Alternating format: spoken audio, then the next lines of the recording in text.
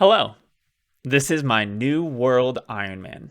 When I started, the trading post was disabled, and I remember everyone constantly complaining about how they would never be able to do anything in this game without being able to trade. So you know what I thought?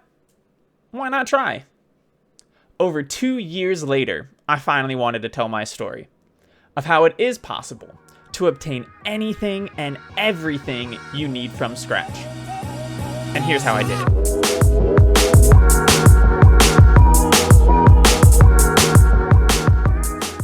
Since I wouldn't be new to MMOs, I wanted to set out a challenge for myself when I started. I figured that if I didn't have a goal, I would end up burning myself out of the game.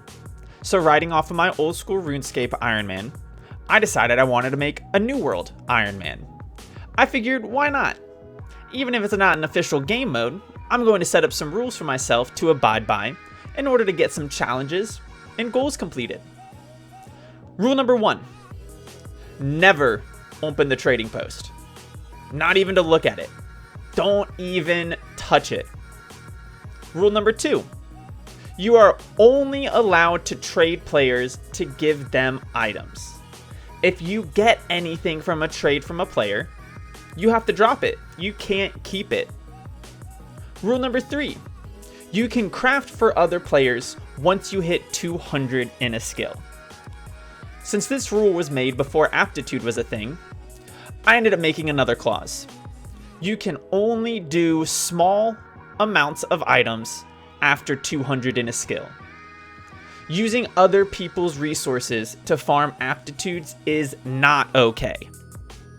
An example of this is crafting 1 to 2 pieces of ward gear or an item here or there for a friend is fine. Rune glass, sure.